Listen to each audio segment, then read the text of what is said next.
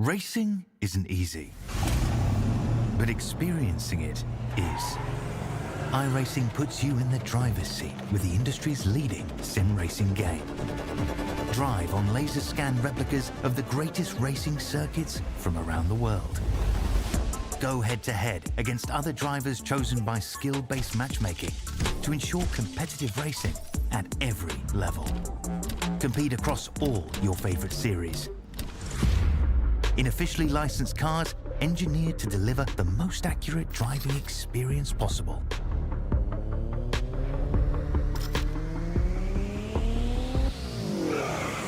Join a race or host your own with players from across the globe. Race against the computer or in a league with friends. Feel the thrill behind the wheel. Visit iRacing.com.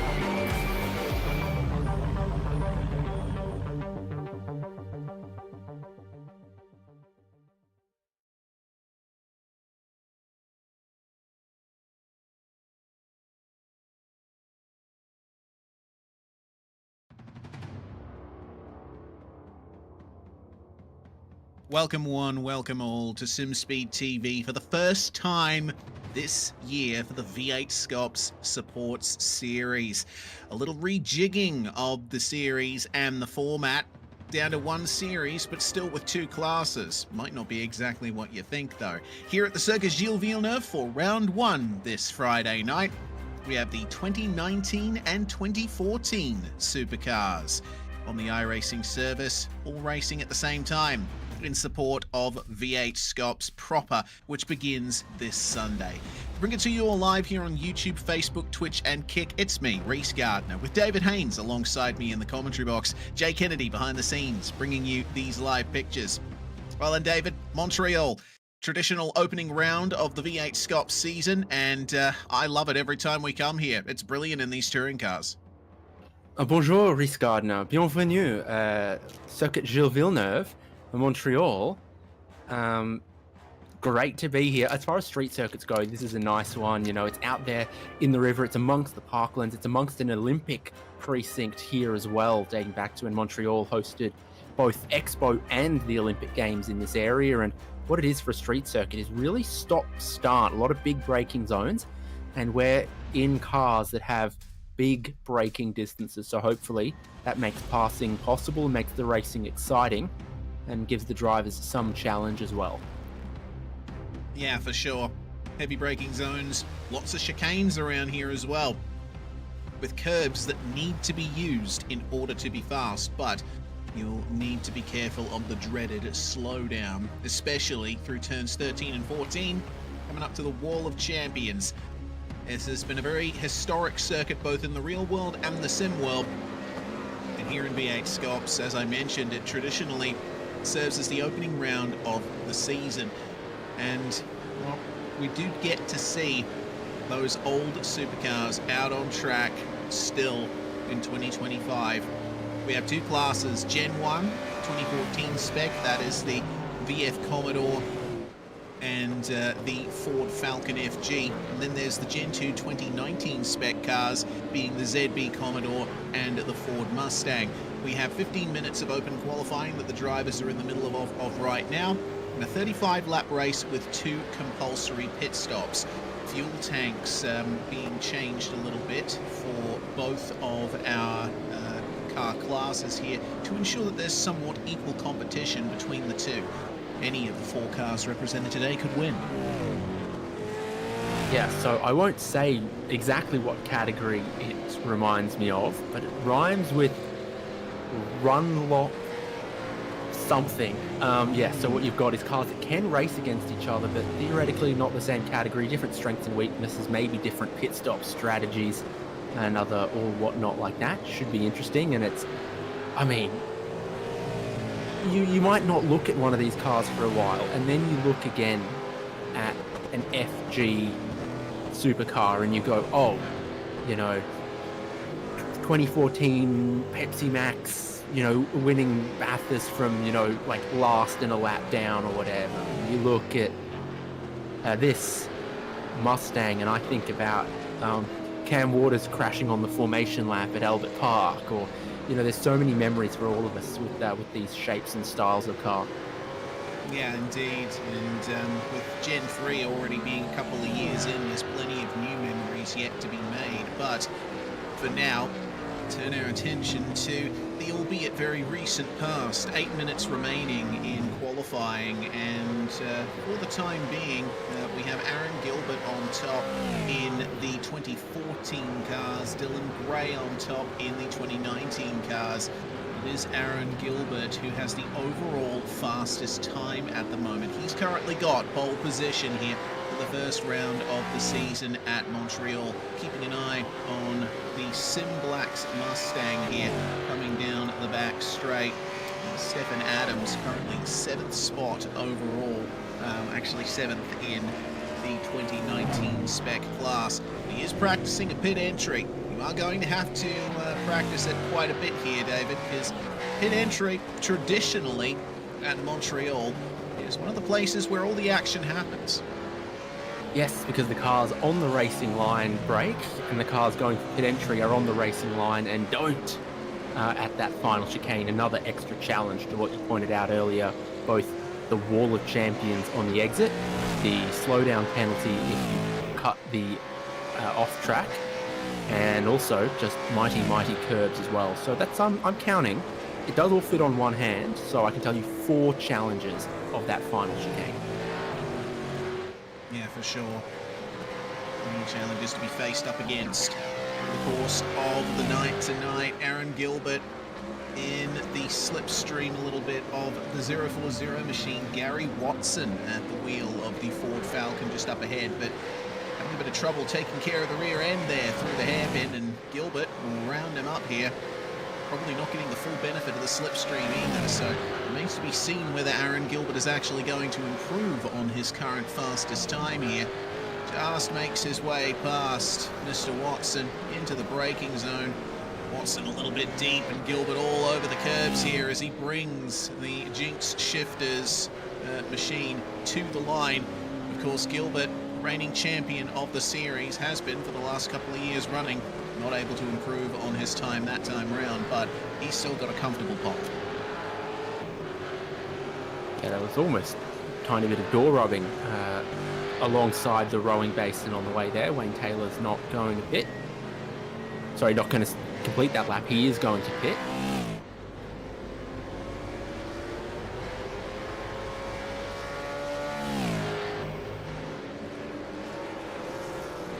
To the line there. Bit of race control going on as well. Yeah, indeed. Number 3 of Daniel Stevens fighting his way through there, but yeah, that's Dean Alessi and Henry King. Apparently some kind of interference going on between those two. I think interference is also something that the referees can call in ice hockey, which is, of course, incredibly popular around here. What is it? The Montreal Canadiens, I think, but like with the letter E, is their local team here. Of course, Montreal is in the French-speaking part of Canada.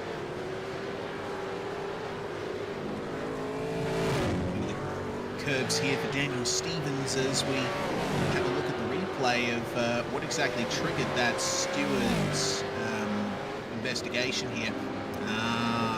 Yeah, Henry King focusing a bit too much on getting some space ahead.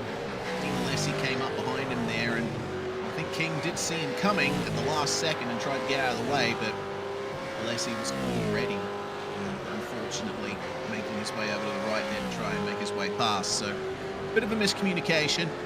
That's why you need to be on the ball here in qualifying. Yeah, crawling along sort of like half on the racing line, not on it, you know, like you can pass me, or all the way off it like you carry on. He's just sort of halfway on it.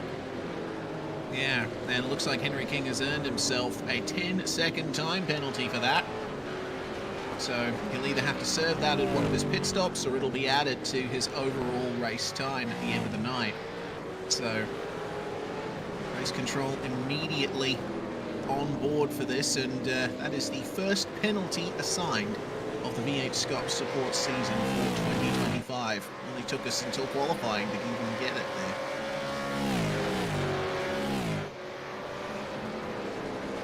Tiny bit of traffic around here as well. Oh, that's not the racetrack. It's the grass. Yeah, Dylan not Gray's ideal. gone to number 1 of his category here.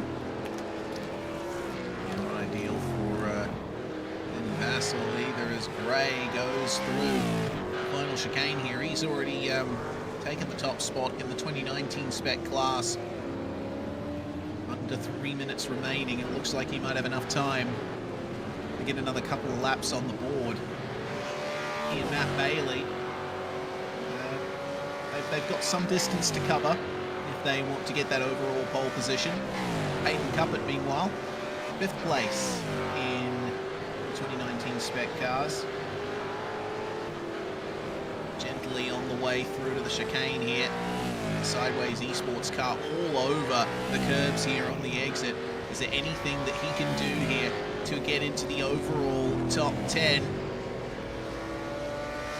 Oh, actually, it looks like there's a bit of a problem there for him across the line as well. So no such improvement for Hayden Cuppett for the moment. Robbie Bradbury, veteran of V8SCOPS supports over the last season. And Sean Slater as well, also in the midst of this too. Good to see Sean back out there. This is on board with Dan Stevens, meanwhile. This happened just a few moments ago. One of the Mustangs trying to pull over here, and it looks like Stevens gets impeded a little bit. Yeah, a fair bit. Oh, is that optimal? Dear. That is far from optimal for Sean Slater. If he managed to keep the rear end under him, he could have finished that lap and potentially improved. There'll be no chance for him to improve on his time now.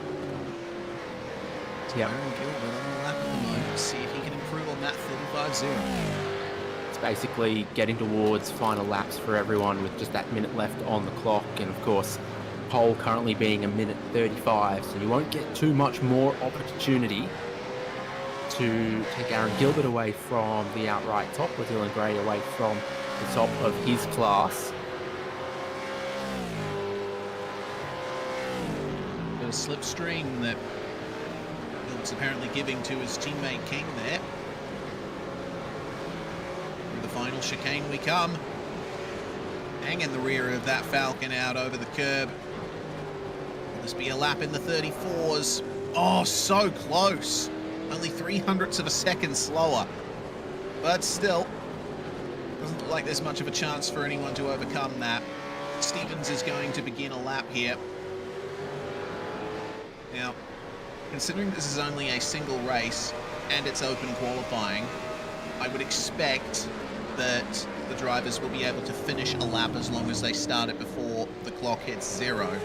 And you see the drivers behaving as if they expect that to be the case, because if you were around the hairpin there and etc., you'd have given up by now if your lap wasn't improving. So the checkered flag begins to wave. Decent enough lap there from Matt Bailey. I also noticed Dylan Walker's last lap was an improvement, and there's a few others that are of course going to find improvement towards the end here. Martin Lipsky, part of the Middle Finger Racing crew. Well, actually the Tulip Racing crew, my apologies. Got the teams confused for a second there. Looks like the checkered flag has flown and drivers all over recognizing that their runs are over. One more opportunity to practice pit entry. Dean Alessi absolutely firing it in there. Danny Vassell, meanwhile, in the 97 through the chicane. Is there going to be an improvement on a 37.2? That might have been a 0x that he picked up there, just bouncing off the wall on the way out of the chicane.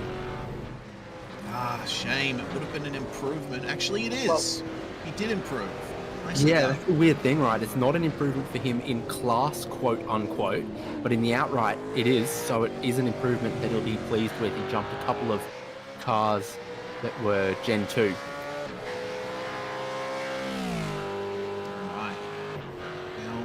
Just leave ourselves to Troy Allen, 6th overall, 3rd in class. Currently the older cars are the ones on pole position, and Allen decides it is not time to stay out there and commit to the end of the lap. Jump on in and well, just get whatever practice you can in for the 2 compulsory pit stops to come here in the V8s, the V8SCOPS Support Series for 2025. We have the one and only series for this year. Used to have the Grand Tour, which was TCR and GT4, but unfortunately that series has been canned and everything's been consolidated into this one category here. It is headed up by Aaron Gilbert for round 1 of the season. 2014 cars on pole, and sharing the front row with the 2019 cars, Dylan Gray, first of the Gen 2s. Moving back to Henry King, sharing the second row with Matt Bailey. And then Dylan Walker finds a number 53 in 5th place, starting alongside Troy Allen from Middle Finger Racing. Very nice mix of 2014 and 2019 machinery here. Matthew Deere and Daniel Stevens rounding out 7th and 8th, and the top 10 are finished by Robbie Bradbury and Colin Bruns. So then Hayden Cupid and Peter Vanderberg 11th and 12th. In this outright combined grid standings, Danny Vassell and Ryan Smith 13th and 14th. And then Dean Alessi 15th, Dave Arney in 16th. And Tyler Williams is in 17th, Stefan Adams in 18th, and then Wayne Taylor 19th and Sean Slater 20th. 21st is Martin Lipsky. Brendan Murdoch starting alongside him in the Quality Control Racing, number 748. Followed by Gary Watson and Mick Nancaro from Big Mick Racing, 24th place. Adam St. John is the final car to set a qualifying time. We got Rob Crisdale and Matt Haywood in there as well, but they haven't set times in qualifying. Brendan Murdoch, meanwhile, qualifying interference with Daniel Stevens. He has been given a pit lane start, so we're already 2 penalties down for this season, and we haven't even started the first race.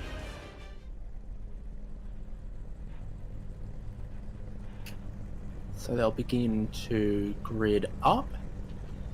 You know, it was the Montreal Olympics where I think Australia came home with no gold medals It was the last Olympics Summer Olympics, we didn't bring any gold medals home from.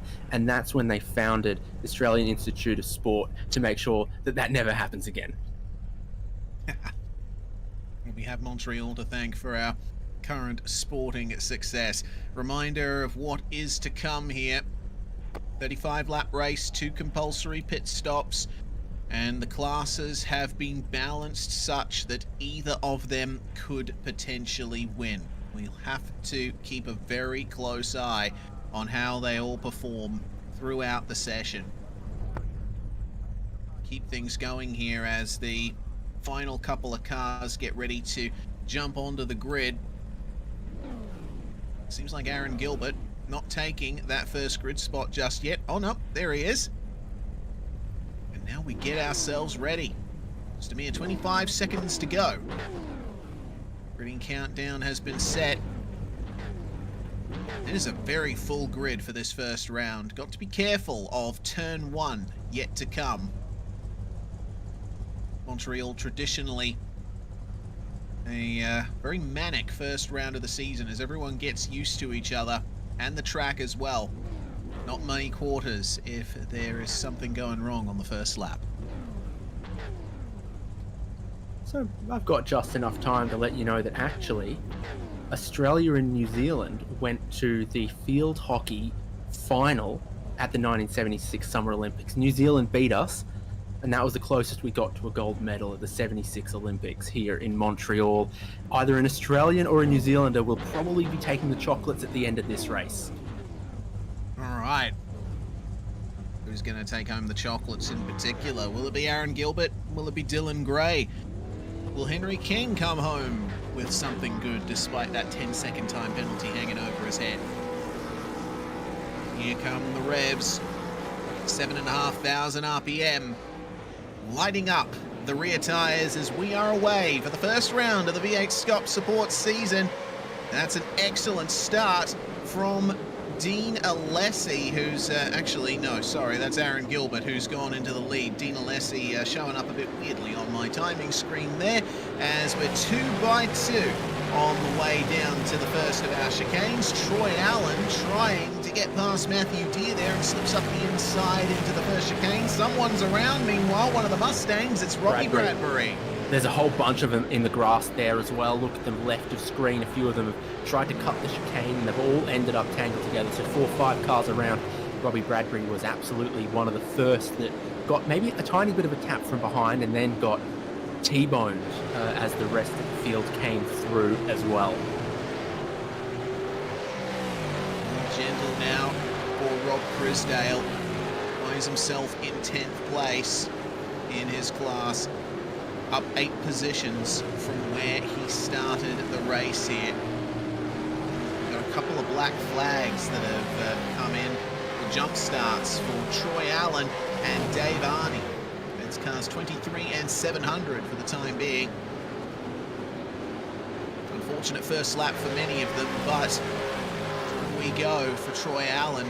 Troy Allen jumping the start and not gaining any position, so that's doubly embarrassing. At least Dave Arney jumped the start and managed to gain 2 spots. Yeah, indeed. It's a shame. Sorry, that's a weird, horrible way of putting it, but just one of those things to look for. It's like sometimes you jump the start and you're like, whoops, that's going to be a penalty and cost me. Sometimes you jump the start and don't even gain anything from it, and you that's frustrating. Yeah, certainly is. Allen currently 6th overall. Finding his way through. That's a slowdown there for the number 52. That's Dylan Gray, who, remember, started on the front row. His first couple of laps haven't gone too well for him. There's been some kind of issue for him somewhere along the line. Basically means that Dylan Walker has been the biggest gainer in the top 5.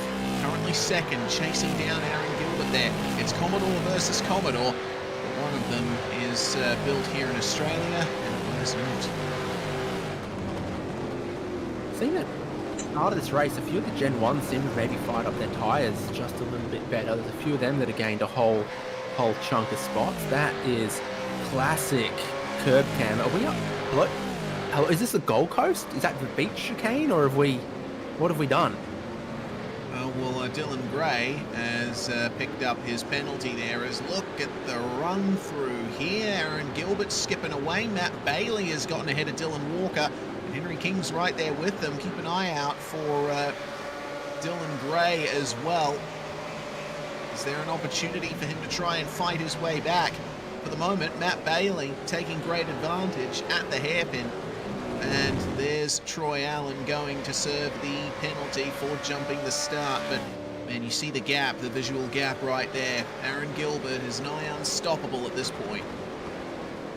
There are certainly some tracks where a drive-through penalty is worse than here because it's 20 seconds in to out, but you cut a whole bunch of the first corner. You really fire in past the final chicane. So I suspect that the delta, the actual real time loss from a drive-through penalty here might be less than 15 seconds. Troy Allen's come out still in 16th of 26 cars. I mean, it's because 10 of them went off and crashed into each other at turns 3 and 4 on the opening lap, but he's come out 9th of 14 cars in his class. Yeah, it's not too bad.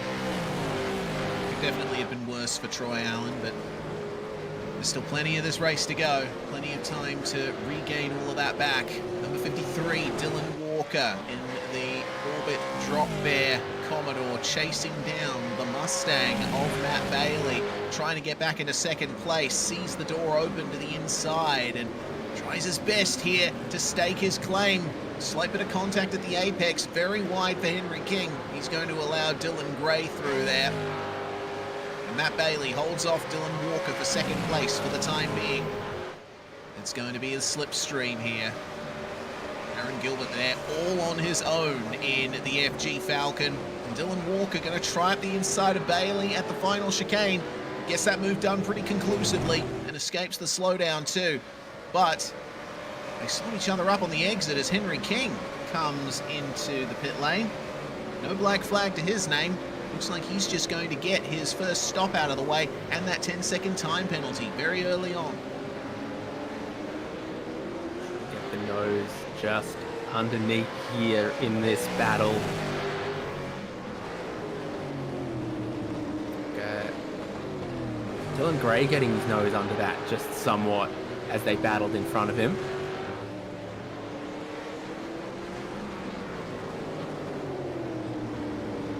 Yeah, this is a very entertaining fight. With 3 cars in it at the moment, but getting those good vibes of the Gen 2 battles of yesteryear. Walker's done very well to find his way back past Matt Bailey, but tell you what, Dylan Gray, he is hungry. Remember, he started on the front row. He can certainly run with Gilbert at the best of times. So, is there anything that he has here in the first stint? Speeds aren't too bad here. I'm seeing 275 k's an hour is a possibility before the braking zone. Dylan Gray gets up into 6th gear. He's got a bit of a double toe going on. So he's just looking for some clean air there. Never any overlap going into the braking zone.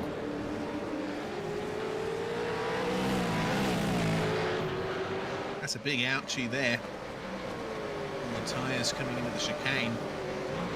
Meanwhile, this is Troy Allen getting at the inside of the number 31 of Stephen Adams.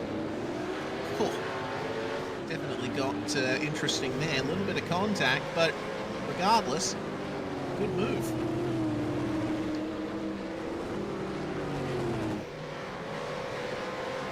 Got a couple of others hitting. 29 seconds for Henry King, 29 seconds for Rob Crisdale. For Vanderberg in the lane. Oh, and that's... Oh, no. Not the right way to do it. Number 9 of Hayden Cuppett finding his way into the wall there and in front of that car, barely damaged. He's definitely losing time. He's got a mechanical black flag, and so Sean Slater has no issue finding his way past that number 9 Commodore. Meanwhile, Battle of the Mustangs here for 3rd overall. Dylan Gray finally gets past Matt Bailey. thinking about it for a little while. And when Dylan Walker tried to get through, he also tried to follow through. Didn't quite work exactly on that time, but eventually Dylan Gray has gotten through. Still got Aaron Gilbert in a Gen 1 car leading the way outright and extending for 4.5 seconds on the rest of them. Again, I kind of got the idea like the Gen 1 maybe brought the tyres in slightly quicker there. But long run, I don't think there's any race pace advantage. And we know Aaron Gilbert's pretty competent. He's going to have to clear that damage from Hayden Cupid, his pit stop. Yeah. It's going to be a long-ish stop there for Mr. Cupid. Meanwhile, Dylan Walker, there's been a problem for him here. He was running in second place, but it looks like he got a slowdown. Had to let Dylan Gray and Matt Bailey by him. He's now back to fourth, and this is something that we're going to be seeing not just for the rest of tonight, but I think a lot on Sunday as well, because Montreal, it's very easy to get those slowdown penalties. The question is, will you be able to serve them cleanly? Fortunately, Mr. Walker was able to do that, but when you're in the middle of a full field of cars on lap 1 and you get a slowdown, it can be quite difficult. And just as we were talking about it, Tyler Williams had one as well. And it's because on the way in there, you can't take that much, I believe. So it's the first part of the final chicane. They're cutting a little bit of the inside. Also, if you massively lock up and run past the second apex, there's a slowdown penalty for that as well. But it's that first part that seems to be getting them in these conditions. Bit of an extra gap now for Dylan Gray. Finally finds himself back in second, but he's got a long way to go to make up versus Aaron Gilbert. And coming across the line at the moment is the number 47 of Matt Haywood. I want to just shout him out quickly because, I mean, yes, there's been a few cars that have pitted so far, but can't take anything away from Haywood. Didn't take part in qualifying and has gained 20 positions on where he started. Remember, he was right at the back.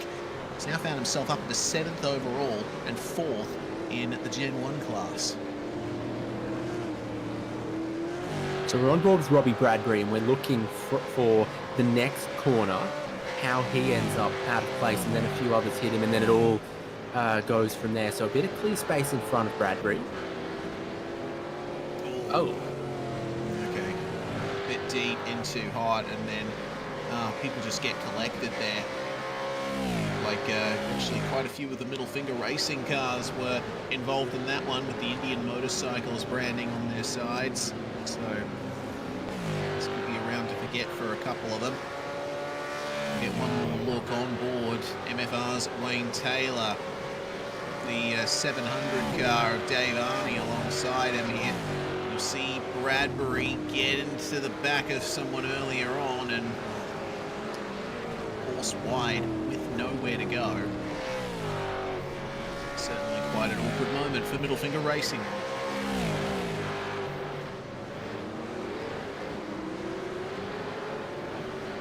There's a penalty for that now, so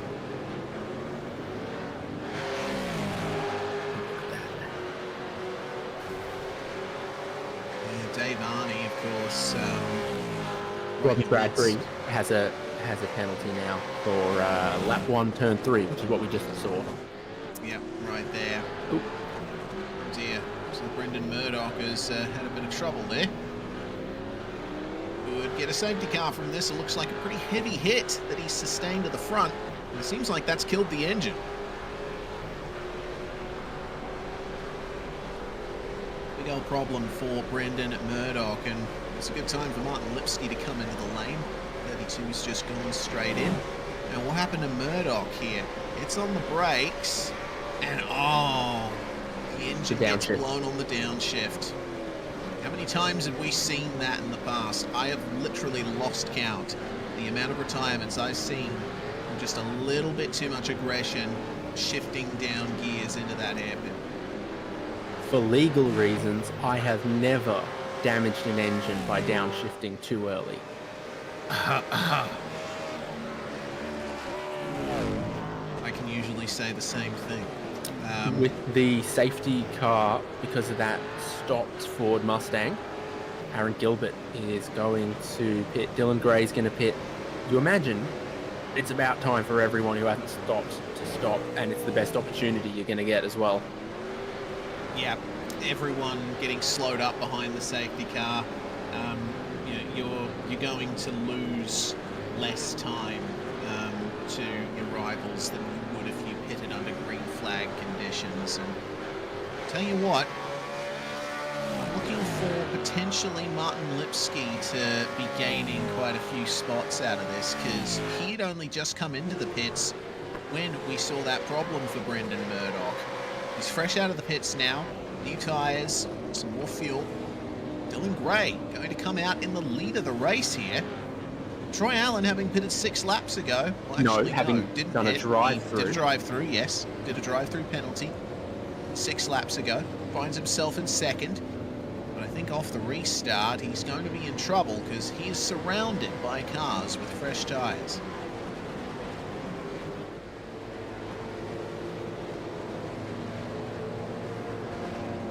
Aaron Gilbert wants them to look at who had their nose in front at the blend point. I'm pretty sure it was Troy Allen, but Aaron Gilbert wishes it was him. He has been jumped from a 5-second race lead to Dylan Gray in the lead, Troy Allen ahead of him who hadn't stopped, and then he's back in third. Yeah, and by virtue of an 18-second pit stop, whereas Dylan Gray and Dylan Walker ran 12-second stops. So tells me one of two things. Either Gilbert made a mistake on his pit selections and spent more time in the pits than he wanted to, or he has taken a long stop here. Remember, there's 2 compulsory pit stops here. There's the confirmation of the blend line, and Troy Allen was definitely ahead of Aaron Gilbert, so he has a right to that second position in the train there. But yeah, remember, 2 compulsory pit stops for tonight's race. And if you take a bit more fuel now, you can take less fuel later when you pit for the second time. Maybe what Aaron Gilbert has done. Another question on my mind is, why is Gary Watson still out there, having not pitted? He's in 11th place overall, 7th place in class, and seems like he's perfectly content to continue out there as is. Yeah, so that brings us just 2 drivers who haven't stopped at this point, Troy Allen and Gary Watson. For Troy Allen, I can maybe kind of see that he gets a bit of track position back out of this. Gary Watson, not so sure. Dylan Gray, I can see why he's done what he's done, get a little bit more track position, slightly shorter fill than Aaron Gilbert as well. Puts a couple of Gen 1 cars between himself and the next best Gen 2 car as well. So yeah, Dylan Gray first outright, Dylan Walker 4th outright, but 2nd in class. And Henry King is in to clear his 2nd pit stop here, apparently. This is very interesting from King. He's going to go ultra long for the rest of this race. 25 laps? I don't know if you'd be able to make it. I mean, obviously you can, but would you be game enough to do that?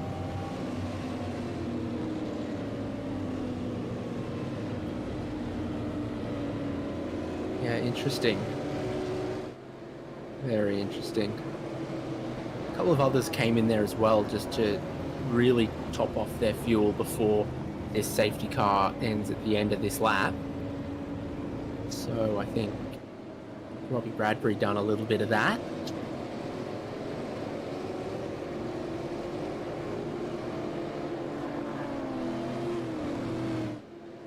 A very intriguing first 10 laps of this race. The AOG safety car driven by Lachlan Cable, the new BMW M2, is now the official safety car of V8SCOPS and supports. To see out there.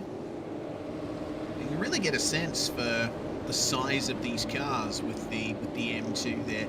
Looks a little diminutive compared to those fire-breathing monsters.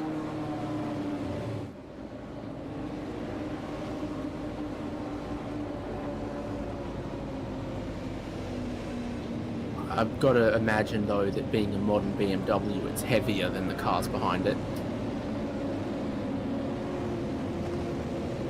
Yeah, it's a fair point. Well, pulling away. And it's just about time to get the green flag going. Back to racing in V8SCOPS supports. So Dylan Gray taking the lead. Troy Allen with a drive-through penalty. Having taken that, not pitting under the safety car, finds himself in second place. Aaron Gilbert with a long stop. And the number 2 of Henry King, getting both of his compulsory pit stops out of the way in the first 10 laps of the race. Plenty of interesting stories to develop from this event so far. On the power for Dylan Gray, and he'll lead them away here to begin the 11th lap. Already trying to warm up the tyres here. Let's see who has the best run of it here in the second stint. Definitely not Troy Allen, who locks up into turn 1, and Aaron Gilbert will find his way alongside in the Falcon.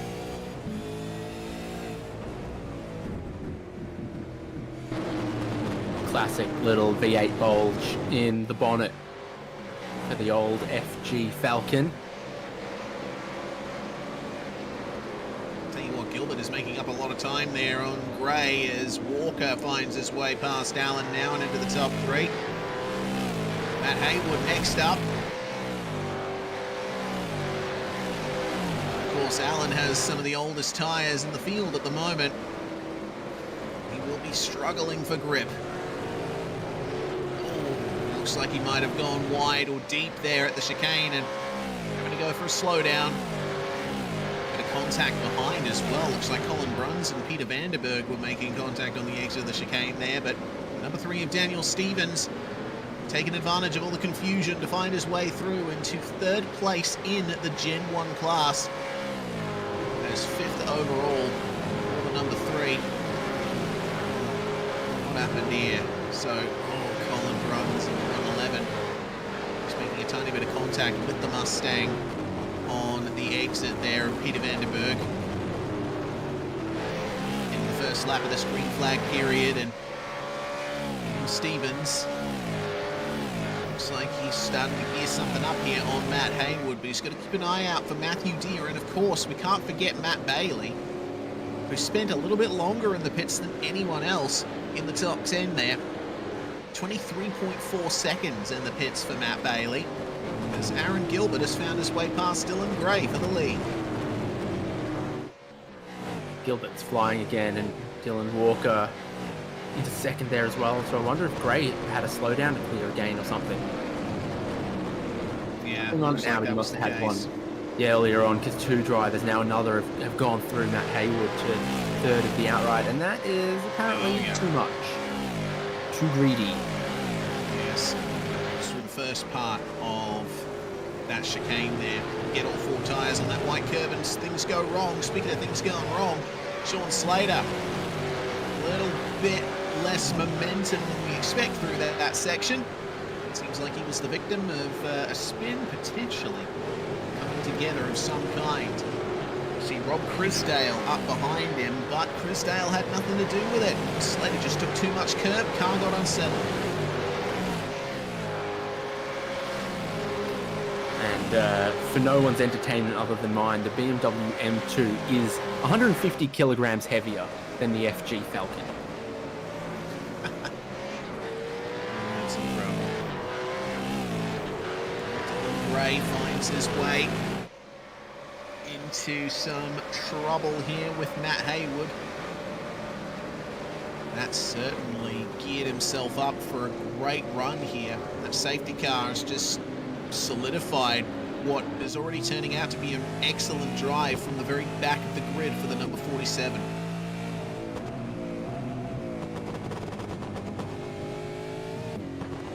So what's he doing well compared to the rest? We know that a lot of people are very excited by the Gen 3 car, and we're excited to see that in SCOPS competition this weekend. I got the general feeling that these cars, compared to the newer ones, they really like to be driven straight off the corner exits. And yeah, and maybe they're a little harder to catch a slide with. Just a little bit there. That was the 22 machine. Tyler Williams at the wheel of that one. Currently running down at 14th, but yeah, you asked the question, what's Matt Haywood doing well? I think, yeah, he is doing those things you described. The way that you've got to drive these machines. I mean, the Gen 1 cars, they are a little bit easier to drive, so to speak, than the Gen 2s. Running a bit less of a knife edge, and you can nail the power a bit easier in them as well. But Matt Haywood hasn't been setting the timing screens alight. He only did his best lap on the previous lap, a 1:37.2, which is certainly about 1 and a bit seconds slower than the fastest from our leaders. What I think he's been doing is just avoiding trouble. He's gotten lucky a couple of times. Remember, starting at the back of the grid, one of the first things Haywood would have found his way to is the coming together at this very corner, where he would have gained something like 7 or 8 free positions. Oh, he's going to lose one there. Actually 3. Haywood now back to 7th overall, thanks to being sent a little bit wide. I don't know if that was a slowdown. Looks like it might have been a slowdown there from Matt Haywood. Shame, but he definitely has pace. Oh no! Cars with slowdowns right now, but some of them have gone off track to avoid this, and that's where they're picking them up. It's been an incredibly dramatic, from turn 1 all the way around to turn 4 there, lap for Martin Lipsky. Yeah, that's not ideal. Apparently he got hit. It was a move by Henry King, apparently, and I could see it. I think the two of them were banging doors from before then. So it goes back to before this at turn 1. Man, Lipsky would have been aware that King was up his inside. Yeah, because they'd already traded paint on their doors before that. Yeah, turned in like King wasn't even there. Very interesting. Regardless, we're not going to be seeing much from Martin Lipsky's potential great strategy call of pinning under the safety car. That is... So Lipsky in black and grey there. This is his exciting lap. Yeah. And then I think Taylor might have a slowdown or redresses it. And that's where King gets down the inside on Lipsky, who is suddenly it's King then. Yeah. I mean, yeah, it looked like an aggressive move there from Henry King, but again, it just looked like Lipsky wasn't aware that King was up the inside. Interesting. As they say, a bit going on there. Yeah. Of course, it can be very easy to lose track of who's where in a situation like that, especially if you're trying to recover from contact with someone else and suddenly there's another person right in your rear view mirrors. Well, the number 35 of Robbie Bradbury and the number 22 of Tyler Williams. Williams having another bit of a problem there in his Commodore. Seems like this was a big issue for him at the Wall of Champions. Oh, huge snap on the weight transfer there, coming off the corner. Around he went in spectacular fashion. Yeah, they never did make a Holden Commodore Stadium Super Truck. Well, pay good money to see it. I'd have paid at least $10. It kind of gets the impression that when they get that high, there's not enough suspension travel when they land. It's bottoming out the suspension, and it's sort of snapping them into slides.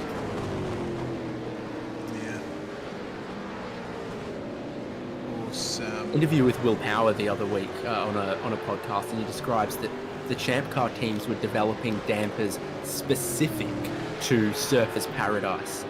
They would develop, engineer, and produce a damper that they wouldn't use the rest of the year just for the Gold Coast. I wonder That's why insane. the teams and that championship went broke. Yeah. Oh, I'm thinking, you know, really hard, but I just can't come up with anything. I mean, in reality, it's, you know, the revenue streams and, you know, tobacco advertising, et cetera. You could spend that kind of money, and it was exciting when you had that kind of money to back it up, and then that didn't last for them. Shame.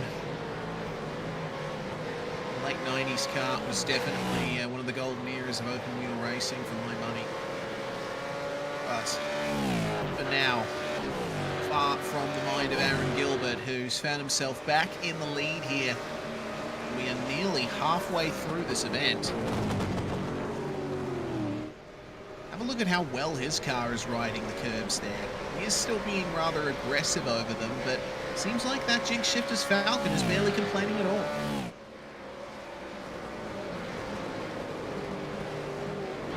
Yeah, he's got he had the pole lap. He's got the fastest lap.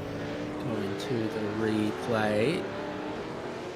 Gary Watson, just a little bit too much curb there, and the rear end got unsettled at the 040. Watson still hasn't taken his first compulsory pit stop here, over halfway through, so it's going to be an interesting run here from Watson if he's planning to take both of them in quick succession, much like Henry King has attempted to do. Haywood, meanwhile, finds himself back in 5th overall here, and he's worked his way back past Matthew Deere and Matt Bailey. Covered well from that slowdown. Around 0.6 quicker than Daniel Stevens in that number 3 just up ahead.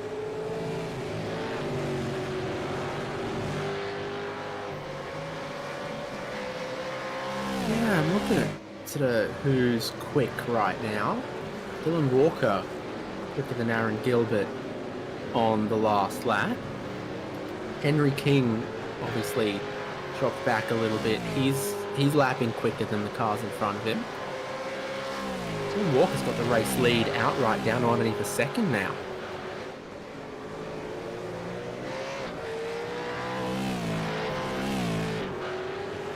Yeah, rather quick times from Dylan Walker. 0.4 of a second faster as we got news from race control of 10-second time penalty for Martin Lipsky, failing to leave racing room with Henry King.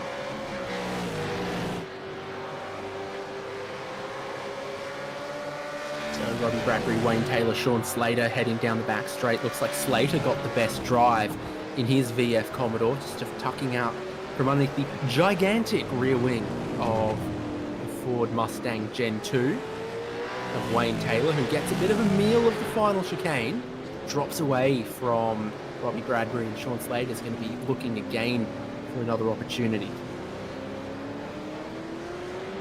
Here we go. Oh, a little bit of a lock-up in the slide for Slater. All the way through turn 1.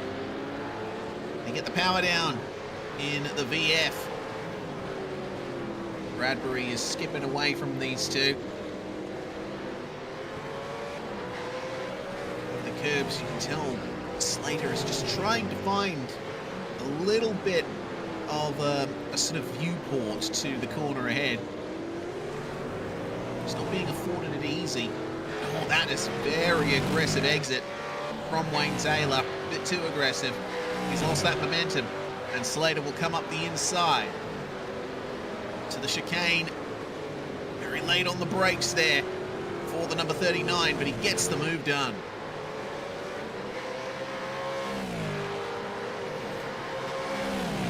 Background there, Tyler Williams. Another problem. Speaking of Williams, big old snapperoonie coming out of the hairpin. Amazed that he was able to keep control of that. I wonder if he'll go for that again. I think he's tidied it up just a little bit. Been looking at these speed trap speeds to try to see if there's any noticeable difference Gen 1 to Gen 2, and I think Gen 2 might just have the edge by 1 kilometer an hour or so. Yeah, it's interesting because Gen 2 was notorious for being very downforce dependent. That was one of the main sort of driving forces behind the Gen 3 regulations was cutting downforce in these cars. With downforce obviously comes drag, but I guess there's a bit less drag produced by the Gen 2 cars versus the Gen 1s. So you would think that the power output is around about the same. I mean, theoretically, you should be able to operate them in very, very equal specs. The reality of how they operate in the real world now is different engine tunes, different tires, you know, different minimum weights, etc., etc. But you could make a VF Commodore and a Gen 2 Mustang to the same, you know, rev limit, same engine specs, same gearbox stuff. They're fundamentally underneath quite similar.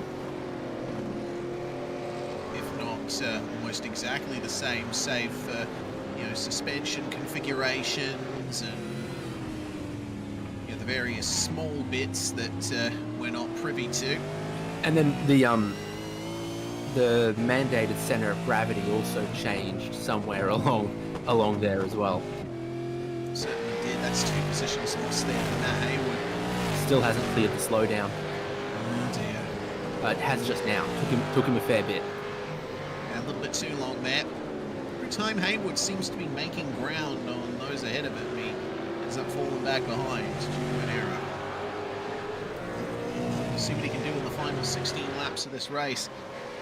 Yeah, effectively, all of the cars in this server were built to almost exactly the same regulations. Like, the basic formula for these cars stayed exactly the same all the way through from 2013 all the way up to 2022, I believe.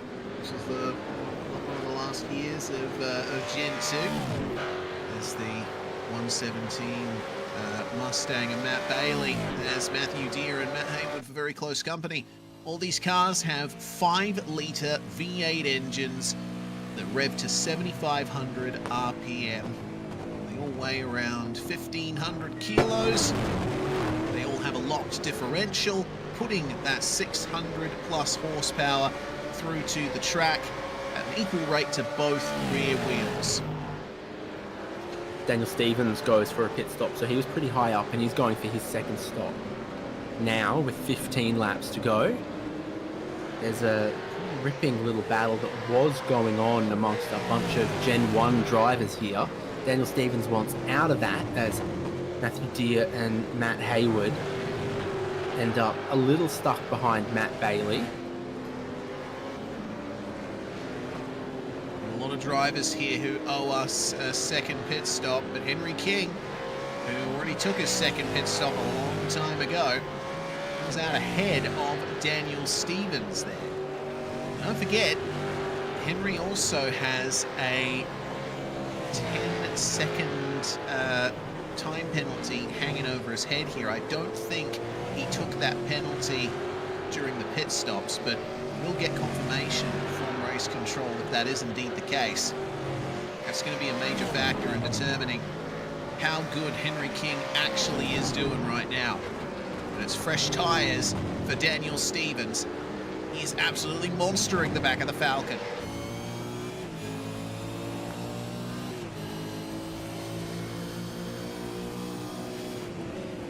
Okay, so he served the 10-second penalty in his lap 2 pit stop, did Henry King. We've just been told. So he is clear for the rest of the race. Where he finishes is where he will finish. When you take that early, you're kind of hoping for a safety car, and he did get one. So we have wiped a bit of sweat off his brow when the safety car was called. Trisdale hits, getting a couple more, making second stops right now.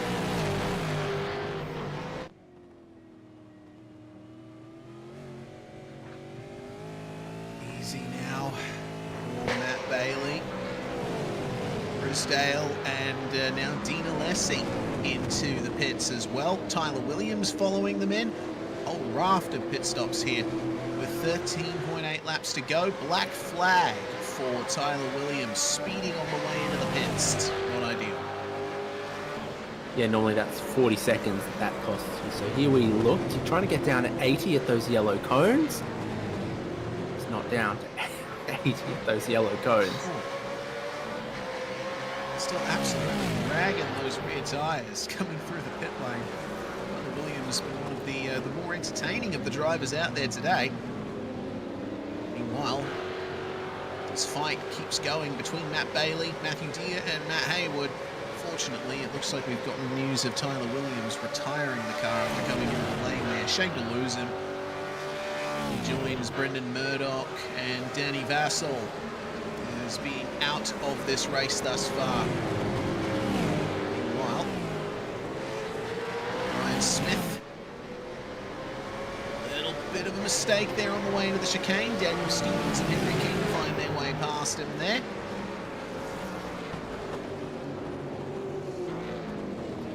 Help me, Reese Gardner. I'm trying to think. We've got Matt, and Matt here. What's the collective noun?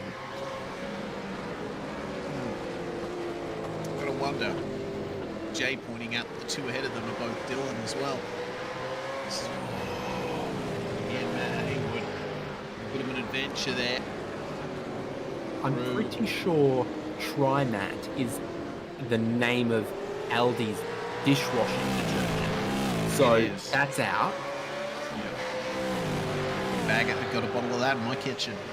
Oh my god, we're the same person, just on opposite posts. Potentially. We both like to have a feed, don't we? Sure do. I had the Oscar Piastri burger meal the other day. You know what? I almost got that. It is a gimmick, but it's not the worst gimmick I've ever participated in. It was pretty good. It was pretty good. I'll have to grab it. I ended up getting a summer sunset. That's Jay's choice. Nice. We have the same taste of grilled. Anyway, some speed replay here.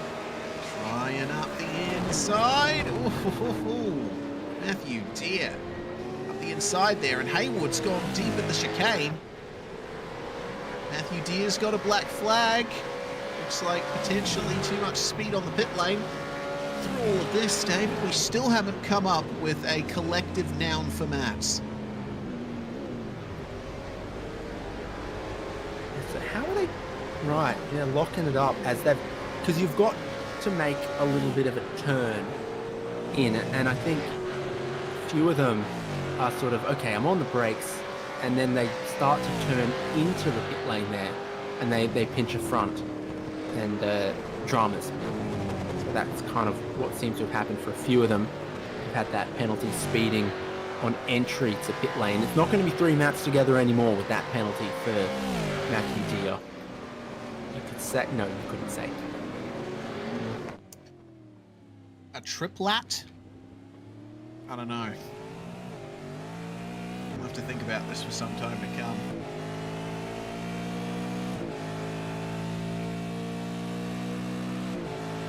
So, Deere's stop has ultimately come up to nearly 50 seconds, having to spend an extra 40-something seconds in the box. Aaron Gilbert goes in. That means Dylan Walker will move through to the overall race lead.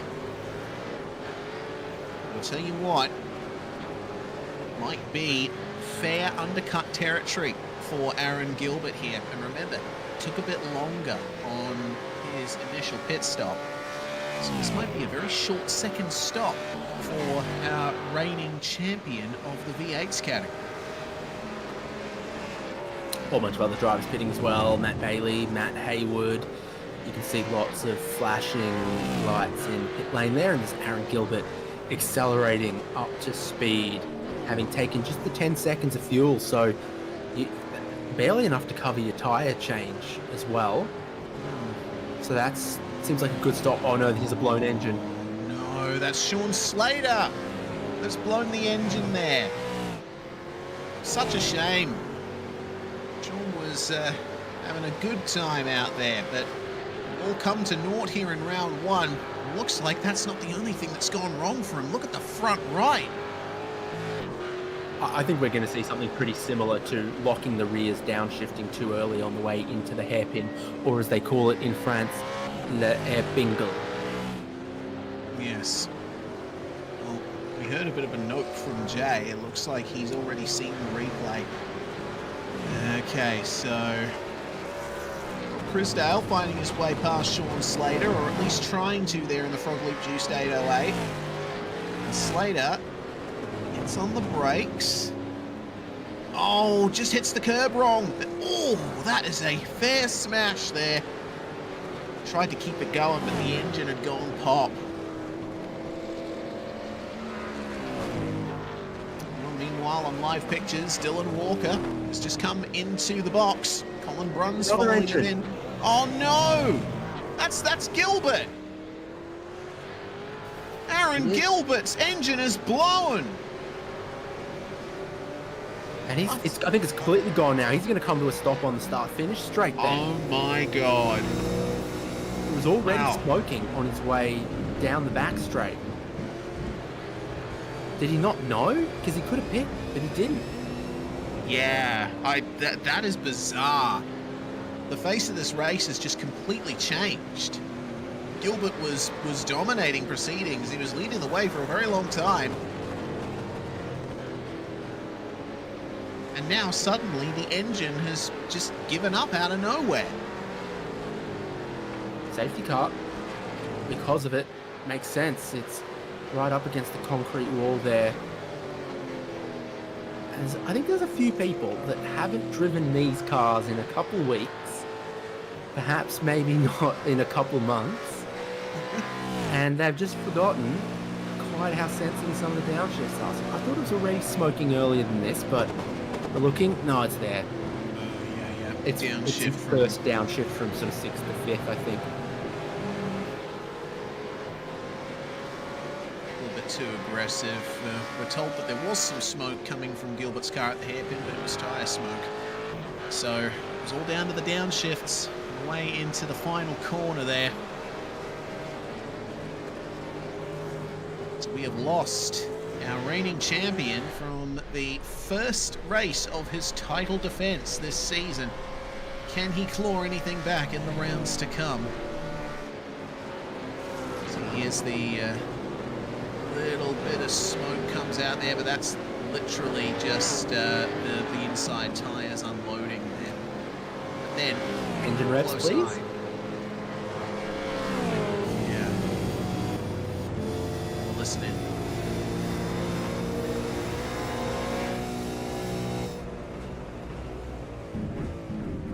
Oof. There we go. That's about where it went pop, but it didn't seem like there was much of a clear indicator that the engine had blown. I think this is one of the cars where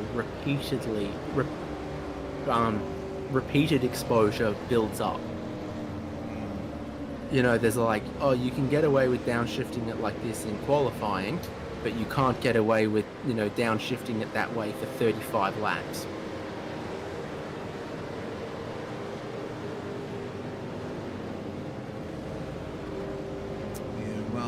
Lessons learned. Even some of the quickest in this championship, like Aaron Gilbert, can fall victim to being overly aggressive on those downshifts. That leaves us with our second safety car period of the night. And we're gonna have 8 laps to go when we make our way to the line next. Dylan Walker has been given a solid chance at victory here, but Dylan Gray could fight back. Looks like Gilbert has managed to pull forward.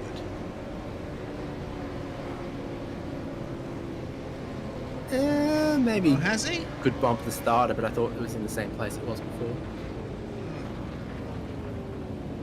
Okay, still the same spot. I thought that he moved a little forward. So this is going to be interesting off of the restart, because I've just been looking at those Gen 1 cars, right? So Daniel Stevens is is up the front of that.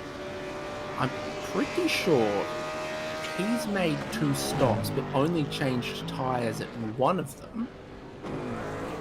Henry King is then second in that class. He's good, but his tyres are 17 laps old now. Matt Haywood, fourth in that class, has stopped sort of with this safety car or just before this safety car and is on 2-lap-old tyres. A bunch of drivers in front of him with tyres that are 15 laps older than his. So Matt Haywood and Rob Crisdale are interesting ones to watch off this restart, which we think will be in a lap's time. Yeah, safety car staying out for at least one more lap there. I'm also curious to know what Gary Watson's got up his sleeve, because Watson's down in 19th overall, and he's the only driver in the field that has not visited the pits twice in this race. Still on only 1 pit stop, but he's just come straight in. Looks like he's going to be getting his final pit stop out of the way here as we get confirmation the green flag will come out next time by. So Watson will be on this final restart, this final 7-lap dash with completely fresh tyres. We do still have those outliers of Henry King and Robbie Bradbury and potentially Dave Arney as well that you were talking about before, David.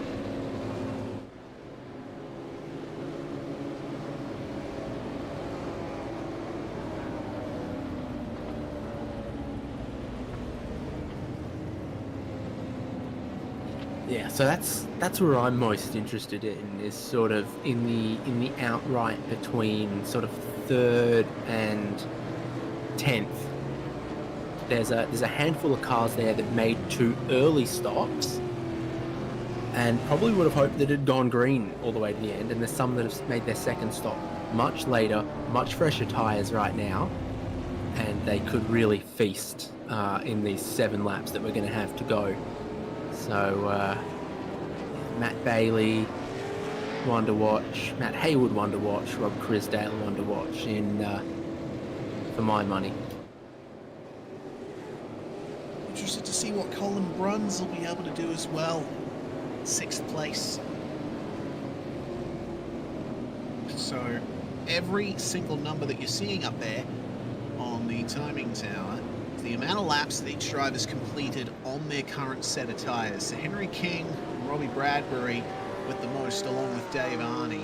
Then they'll have no choice but to try and stick it out to the end. But Dylan Walker, 1 lap fresher tyres than Gray. Colin Bruns with some of the freshest tyres out there at the moment. Wayne Taylor and Gary Watson on completely fresh tyres at the back end of the top 20. We'll see how far they can fight their way up in the remaining 7 laps of what's turned out to be a very interesting first round of the V8 support category for V8SCOPS this year. V8SCOPS supports has always turned it up some way or another when it comes to the V8s class, and this change has turned out to be a pretty good one, pitting the Gen 1 and Gen 2 cars against each other. It is a Gen 2 car that leads us to the line here. Dylan Walker making them all wait, and then slamming on the power to make it 7 laps to go. Daniel Stevens flying the flag for the Gen 1s here in the VF Commodore, chasing down the Mustang and the ZB.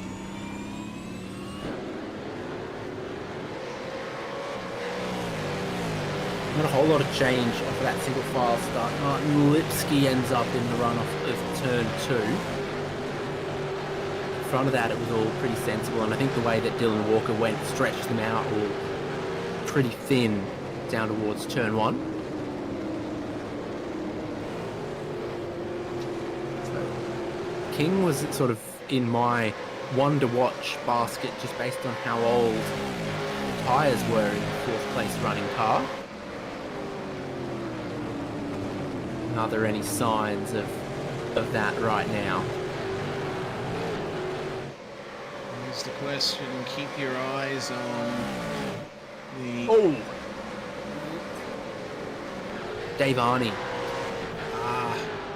Some of the oldest tyres in the field, and unfortunately, I think those bits of rubber have nothing left to give. Henry King, meanwhile, hearing he's got a slowdown.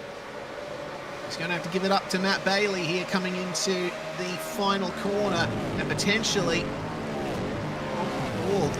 Colin Brunn's going to get him there too. Remember, Colin Bruns has tyres around about the same age as Matt Bailey and the two Dylans, leading the way up the front of the field here. Gray chasing Walker. Which of them will come off the best as we see what happened to Arnie here. Oh yeah, that thing just lost grip gradually. There was nothing he could do to react. I guess this time it's Arnie that's been terminated. Here we go. Got our David Punn in there as well. We are checking all the boxes for this broadcast. Let's see how many boxes Dylan Gray can check as he chases down Dylan Walker. They are starting to leave Stevens behind. And you know what that tells me? I think you're right, David. The Gen 1 car can switch on the tyres a little quicker than the Gen 2 can, but a few laps into the stint, Gen 2 car starts to come back.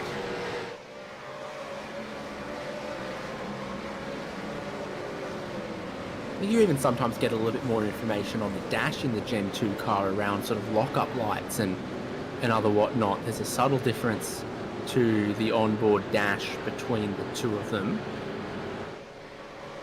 as well. Gray looks real fired up here in second place behind race leader Dylan Walker. Now they've begun to compress a little bit in racing conditions.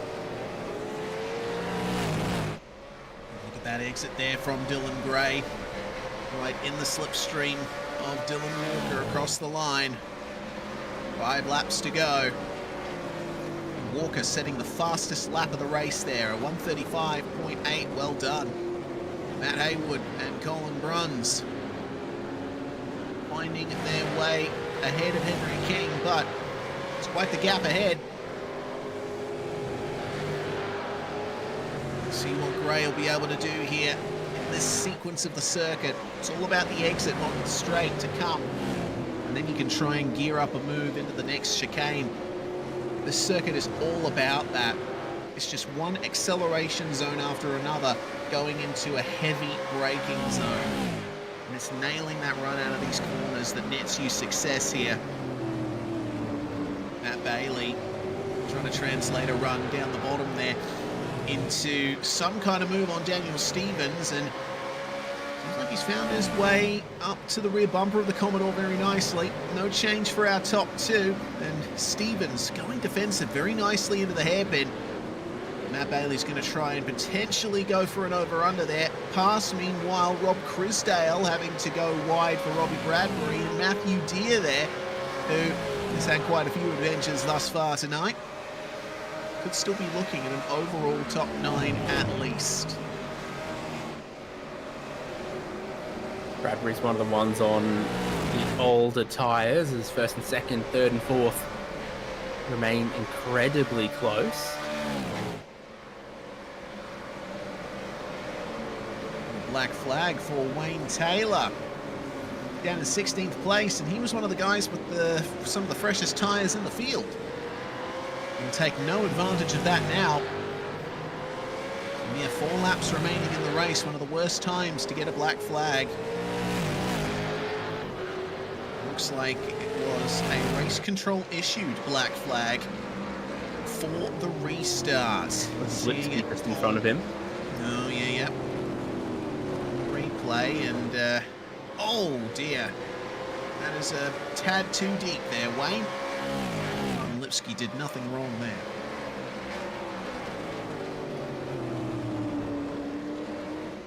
Ooh. Race lead, and Dylan Gray is still just buzzing behind Dylan Walker, but hasn't had a good opportunity to try to pass in these last couple of laps. And well, when is a good opportunity, and how and what do you do? Oh, wide. That's a bit wide there for Bailey. And Haywood tries to find his way up the inside. Amazing that they didn't come together hard there. And both of them in the slipstream of Daniel Stevens. Yeah, it's a good question. For me, the opportunity would probably be at the hairpin on the final lap. Because you can get the exit done and make sure that your rival can't come back at you in the slipstream, then you're golden. But way easier said than done. Haywood keeping Matt Bailey behind him now. Be careful not to take too much curb there through turn 1. Slow down for Colin Bruns. There's not much more that he'll be able to do there. Yeah, so he was battling with a couple of cars up in front of him. He's just had to let slip away a little bit because of not that much, maybe. Yeah. Always tough. Run through the chicane, so important to be using those curbs. If you don't use them at all, then you're just slow. But the more curb you take, the more risk you take of that slowdown. Another 35 here of Robbie Bradbury. Matthew Deere finding his way past, so does Rob Crisdale. Bradbury, of course, with the incredibly old tyres, same as Henry King, 23 laps, and it's the same age as Dave Arney's tyres as well, so no wonder he's losing tons of time.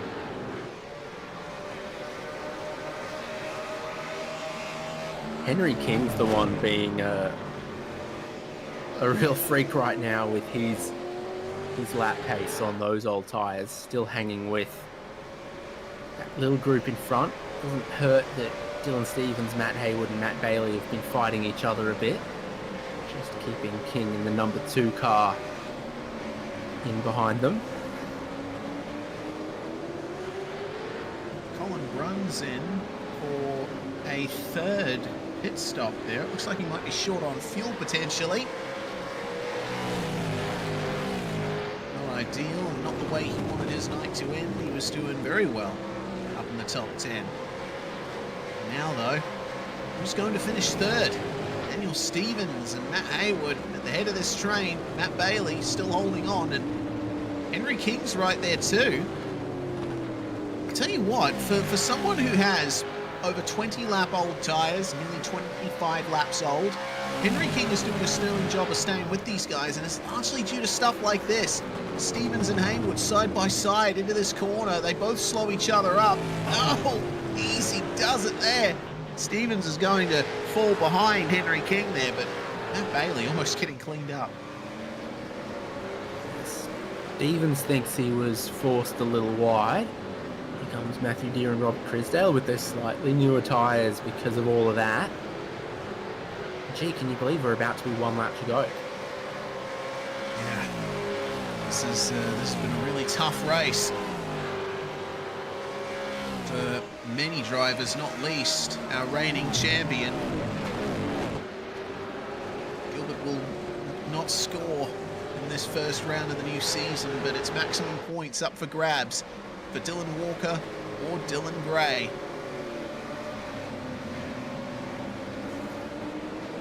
Oh, and actually, we're hearing that Aaron Gilbert is going to score points because he did 1 lap over the threshold to score points. So, yeah, don't forget he crossed the start-finish line after his engine blew. Meanwhile, here comes the 169. Oh, got a mechanical black flag. Looked like a tiny bit of engine smoke. I'm not entirely sure what happened there. I think it's the left front that's the issue. On the 169 there of Adam St. John. Well, you can damage a tyre enough to get a mechanical black flag as well, sometimes. 2 opportunities left for Dylan Gray, but he's sort of 3/10 further back than he once was. There are previous times where he's been within 2-3 tenths underneath the rear wing of Dylan Walker. He's just a little bit further back than that on his last lap. Not close enough to dive into the hairpin, or is he going to be close enough to dive into the final chicane? I don't think so.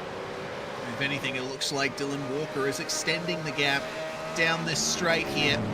2 corners to go for our top 2. Now just 1 and 0. The 53 of Dylan Walker is going to come away with the first victory of the V8SCOPS support season. It's a Dylan 1-2, but it is Walker ahead of Gray, and Matt Haywood going to finish third overall and win the 2014 class. Very well done indeed after starting from the very back of the grid.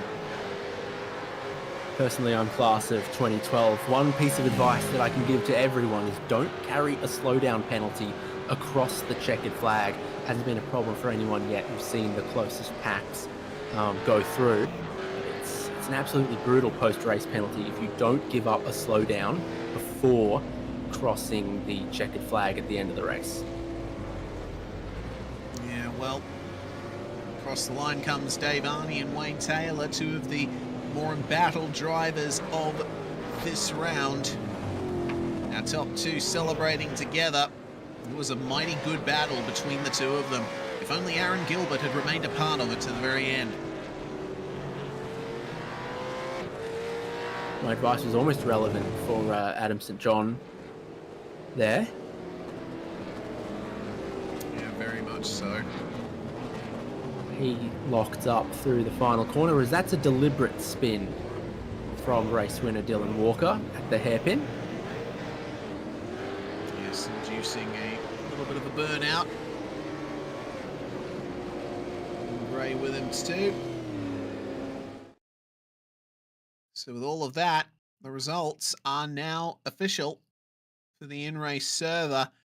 Dylan Walker and Dylan Gray are your top two for tonight. Matt Bailey finishing in third spot in the 2019 spec cars. Bradbury and Vanderberg rounding out your top five, with Smith, Alessi, Adams, Arney and Taylor rounding out the top 10 there. Hayden Cuppert did not make it home with the full amount of laps in tow. Tyler Williams and Brendan Murdoch, unfortunately, both retiring from this race. In our 2014 spec cars, Haywood third overall and winning the class. Henry King fifth overall, making those tyres last 26 laps. Daniel Stevens, Matthew Deere and Rob Crisdale rounding out the 2014 top five. Troy Allen finishing in sixth in class despite that drive-through penalty earlier on. Colin Bruns finishing just behind him there for Middle Finger Racing as well. Mick Nancaro, Martin Lipsky and Gary Watson rounding out the top 10. Adam St. John, mechanical black flag right at the end. Sean Slater, unfortunately having to retire 5 laps from the end. And Aaron Gilbert, 10 laps from the end. But they will both be classified. Unfortunately, Danny Vassell was out on the very first lap. Well, we can turn our attention to driver interviews, and the first man we're going to speak to here is Dylan Walker, winner of the 2019 spec and overall in this race. First round of the season went pretty darn well for you, Dylan. Yeah, cheers, Reese. Look, I can't really ask for more, really. Yeah, I got very lucky with the timing of the safety car as well. Kind of fell on my lap a little bit, but no, it was an awesome race. Yeah, tight battle with Dylan Gray at the end as well. Did you feel like you looked after your tires a little better? Because Gray was giving you a good race, but you ended up pulling away on that final lap. Yeah, yep. I found that in the second stint as well. I was able to keep the tires a little bit more alive than he was, but I think he had the overall pace on me just slightly. So no, it was pretty good. He pushed me all the way home. It was an awesome race as well. So yeah. Well, going from a track that suits these cars really well to one that maybe is a little more polarizing for the next round. In 3 weeks, we're going to Manicourt. What are your thoughts on that place? Oh, looking forward to it. I mean, the added aero of the Gen 2 cars is going to make it a little bit easier for us, I'd imagine, compared to the Gen 1s. So, nah, looking forward to it. Hopefully the competition's as feisty there as well.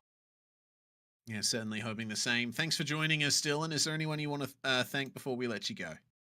All the Orbit Drop Bear guys, obviously Revolution Racewear, and yeah, all of the team sponsors. Dylan Walker there in number 53.